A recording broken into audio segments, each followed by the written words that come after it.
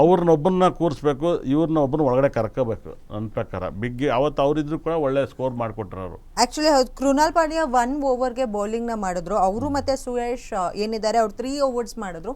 So ಅದು ನಮ್ಗೆ actually costly ಆಯಿತು. ಹೌದು, ನಾನು ಯಾವಾಗಲೂ ಹೇಳ್ತೇನೆ ಇವರು ಸೂಟ್ ಆಗಲ್ಲ. ಯಾವಾಗಲೂ ವಿಕೆಟ್ ಇದ್ದಾರೆ, ಒಂದು ಬೈದ್ ಬೌಲರ್ ಅಲ್ಲ ಇವ್ರು. ಬಂದಿದ ತಕ್ಷಣ ಏನೋ ಒಂದು ಆಗುತ್ತೆ ಅಂತ ಅಕಸ್ಮಾತ್ ವಿಕೆಟ್ ಬೀಳೋದು ಬೇರೆ. ಒಂದು ಇವಾಗ ಚಾಲೆಲ್ಲ ಆಗ್ತಾಯಿದ್ರೆ ತುಂಬ ಭಯ ಆಗುತ್ತೆ. ಚಾಲೆಲ್ಲ ಭಾಳ ಬಿಗ್ ಹಿಟರ್ಸ್ ಆಗ್ತಾರೆ. ಹಾಗೆ ಇವ್ರನ್ನ ನನ್ನ ಒಂದು ಪ್ರಕಾರ ಇವರೊಬ್ಬರನ್ನ ಕೂರಿಸಿ ಅವ್ರನ್ನ ಒಳಗಡೆ ಕರ್ಕೊಂಡ್ಬಂದ್ರೆ ಒಳ್ಳೆಯದು, ದಿ ಬೆಸ್ಟ್ ಅನ್ಸುತ್ತೆ ನನಗೇನು. ಅಂದರೆ ದೇವದತ್ ಪಡಿಕ್ಕಲ್ ಇವತ್ತು ಆಡಿಸ್ಬೇಕು ಅಂತ ಆಡಿಸ್ಬೇಕು. ಅವ್ರು ದೇವದತ್ ಪಡಿಕ್ಕಲು ತುಂಬ ಒಳ್ಳೆ ಫಾರ್ಮಲ್ಲಿದೆ ಇರೋದ್ರಲ್ಲಿ. 1 ಡೌನ್ ಎಲ್ಲ ಬೆಸ್ಟಾಗಿ ಆಡಿಸ್ಬೋದು 100%. ಪಿಚ್ಚನ್ನ ಅರ್ಥ ಮಾಡ್ಕೋಬೇಕು. ಸೊ ಪಿಚ್ಚಿನ ಇವತ್ತಿನ ಪಿಚ್ಚು ಆ್ಯಕ್ಚುಲಿ ಬ್ಯಾಟರ್ಸ್ ಬೌಲರ್ಸ್ ಇಬ್ರಿಗೂ ಫೇವರಿಂಗ್ ಆಗೇ ಇದೆ. ಆ ಥರ ಏನಿಲ್ಲ. ಛತ್ತೀಸ್ಗಢಲ್ಲಿ ಇವತ್ತು ಆಡ್ತಾ ಇರೋದು ಪಂಜಾಬ್ ವರ್ಸಸ್ ರಾಯಲ್ ಚಾಲೆಂಜರ್ಸು. ಸೊ ಇವತ್ತು ರಾಯಲ್ ಚಾಲೆಂಜರ್ಸು ಕುಡಿದೇ ಹೇಳ್ತಾರೆ, ಬಿಕಾಸ್ ಬೌನ್ಸ್ ಬ್ಯಾಕ್ ಆಗೇ ಆಗ್ತಾರೆ. ತವರಲ್ಲಿ ಒಂದು ಹೀನಾಯ ಸೋಲನ್ನು, ಹ್ಯಾಟ್ರಿಕ್ ಸೋಲನ್ನು ಕಂಡಿದ್ದಾರೆ. ಸೊ ಇವತ್ತಿನ ನಮ್ಮ ಆಟಗಾರರ ನಂಬರ್ ಹಾಗೆ ಇವತ್ತಿನ ದಿನಕ್ಕೆ ಯಾವ ರೀತಿ ಮ್ಯಾಚ್ ಆಗುತ್ತೆ, ಯಾವ ನಂಬರ್ನ ಕೊಡ್ತಾರೆ ಅಂತ ನೀವು ಹೇಳ್ತೀರಿ? ಇಲ್ಲೇನಾಗುತ್ತೆ, ನಾನು ಯಾವಾಗಲೂ ಹೇಳ್ತೀನಿ, ಈ 18 ಅನ್ನೋ numbers 18 Virat Kohli Jersey number ತುಂಬ ಜನ ಯೂಸ್ ಮಾಡ್ತಾರೆ. RCB ಟೀಮ್ ಬಂದಾಗ ಬರೀ ಎಲ್ಲರ ಮೇಲೂ 18 ಅದು ರಾಂಗ್ ನಂಬರ್ಸು. 9 ರಾಂಗ್ ನಂಬರ್ ಅಂತ. 9 ರಾಂಗ್ ಅಲ್ಲ, 18 ರಾಂಗ್ ನಂಬರು. ಅದು ಒಬ್ಬರೇ ಏನಾಗುತ್ತೆ ಗೊತ್ತಾ, ಹಿಂದೆ ಬೇರೆ ಪ್ಲೇಯರ್ ಜರ್ಸಿ ನಂಬರ್ ಇರಲ್ಲ. ಭಾಳ ಅರ್ಥ ಮಾಡ್ಕೊಳ್ಳಿ. ಇವ್ರೊಬ್ಬರೇ 18 ನಂಬರ್, ಬೇರೆ ಯಾವ ಪ್ಲೇಯರ್ದು ಒಂದು ಜರ್ಸಿ ನಂಬರ್ ಹಾಕಿರಲ್ಲ, ಇವ್ರೊಬ್ಬರನ್ನೇ ಹಾಕಿರ್ತಾರೆ. ಸೊ ನ್ಯೂಮರಾಲಜಿ ಪ್ರಕಾರ ಯಾವುದು ಅದ್ಭುತವಾದ ನಂಬರ್? ಯಾವ ಅದ್ಭುತವಾದ ನಂಬರ್ ಅಲ್ಲ. 9ಕ್ಕೆ ಬಹಳಷ್ಟು ಒಳ್ಳೆ 9 ಆಗಲ್ಲ, ಅಲ್ಲಿ 18 ನಂಬರ್ಸ್ ಬೇರೆ, 9 ಬೇರೆ 18 ಬೇರೆ. ಅಲ್ಲ ಗುರುಗಳೇ, ನೀವು ಕೌಂಟ್ ಮಾಡ್ಬೇಕಾದ್ರೆ 1+8 ಕೌಂಟ್ ಅದು ಬೇರೆ ಲೆಕ್ಕ, ಅದೊಂದು ಲೆಕ್ಕ ಆಗುತ್ತೆ. ಅದ್ರ ಧರ್ಮ ಕೇಳ್ದಂಗೆ ಇರುತ್ತೆ. ಮನುಷ್ಯತ್ವ ಬೇರೆ, ಧರ್ಮ ಬೇರೆ. ಅದ ಥರ ಇದು 18 ನಂಬರ್ಸ್. 1 ಮತ್ತು ಸೂರ್ಯ ಇದಲ್ಲ, ಇದು ಮಿರಾಕಲ್ ನಂಬರ್ಸ್, ಪ್ರಾಬ್ಲಮ್ ನಂಬರ್ಸು. ನಾವೇನಾಗುತ್ತೆ 18 ನಂಬರ್ಸ್ ವರ್ಲ್ಡ್ ಕಪ್ ಗೆಲ್ತಾರಲ್ಲಪ್ಪ ಅನ್ನೋ ಒಂದು ಕ್ರೇಜಲ್ಲಿ ನಿಮ್ದು 18 ಇವೆಲ್ಲರೂ ಏನಾಗುತ್ತೆ, ವಿರಾಟ್ ಕೊಹ್ಲಿಗೆ 18 ವರ್ಲ್ಡ್ ಕಪ್ ಗೆದ್ದುಬಿಡ್ತಾರೆ, ಇವತ್ತು 18ನೇ ತಾರೀಕು, ಇದೆಲ್ಲನೂ ಒಂದು ಫೀಲಿಂಗ್ ನೋಡಿ ಎಲ್ಲೋ ಕೊಟ್ಟು ಮಳೆ ಬಂದು ಮ್ಯಾಚನ್ನ ಹಾಳು ಮಾಡ್ತು. ಒಂದು ರೌಂಡ್ ಅದು ಹಾಳು ಮಾಡ್ತು. ಇವರು ಟಾಸ್ ಸೋತಿದ್ದು ಇನ್ನೊಂದು ಹಾಳಾಯಿತು. ಮತ್ತು ಸೆಲೆಕ್ಷನ್ ಮಾಡಿದ್ದು ಇನ್ನೂ ರಾಂಗ್ ಆಯಿತು. ಮಳೆ ಬಂದು ವಿಕೆಟ್ ಬಿದ್ದಾಗ ಯಾರು ನೆನ್ನೆ ನಿಮಗೆ ಗೊತ್ತಿತ್ತು ಮಳೆ ಬರುತ್ತೆ, ನೀವು ಹೇಳಿದ್ರೆ ಮಳೆ ಬರುತ್ತೆ. 5 ಓವರ್ ಬೆಸ್ಟ್ ಇತ್ತು, 14 ಓವರ್ ಅಲ್ಲ. ಅದು ಹತ್ಲಾಗಲ್ಲ ಇತ್ಲಾಗಲ್ಲ, ಹಾವು ಸೇಯಲ್ಲ ಕೋಳು ಮರಿಯಲ್ಲ. 14 ಓವರ್ ಇದೆಯಲ್ಲ, ಅದು ವೆರಿ ರಾಂಗ್ ನಂಬರ್ ಆಗುತ್ತೆ. ಅದರಿಂದ ಬೆಸ್ಟ್ ಆಗುತ್ತೆ ಅಂದರೆ ಒಂದು 5 ಓವರ್ ಸಾಕಾಗಿತ್ತು. 5 ಇಯರ್ಸ್ ಓವರಲ್ಲಿ ತುಂಬ ಬೆಟರ್ ಆಗಿರೋದು. ನಾನು ಹೇಳಿದ 5 ಓವರ್ ಆದರೂ ಬೆಟರ್ ಅಂತ. 14 ಓವರ್ ನಾವೇನು ಟ್ಯಾಲಿ ಮಾಡೇನಲ್ಲ.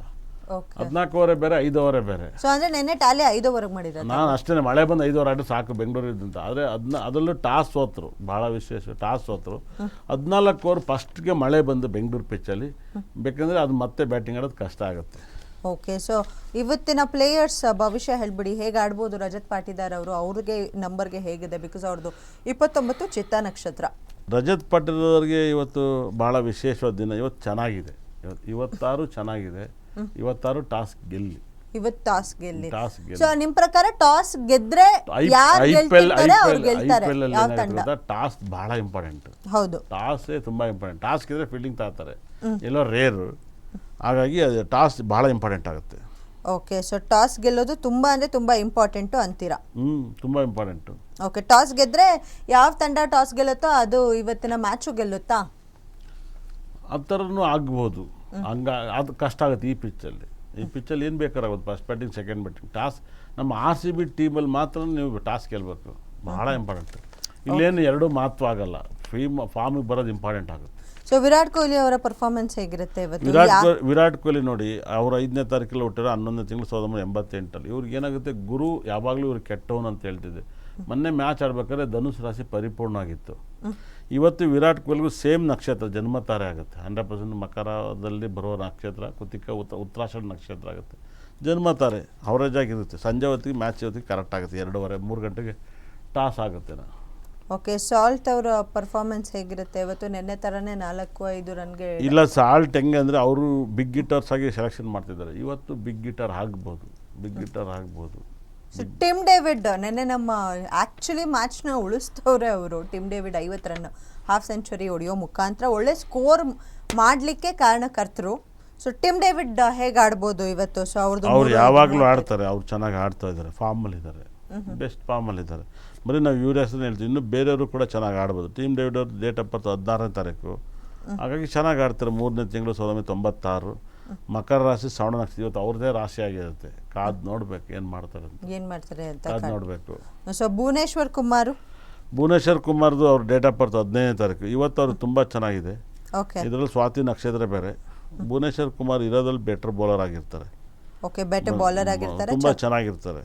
ಓಕೆ ಸೊ ಯಶ್ ಇವತ್ತು ನನ್ನ ಪ್ರಕಾರ ಇವ್ರನ್ನ ಆಡಿಸ್ಲೇಬೇಕು. ಯಾರನ್ನ?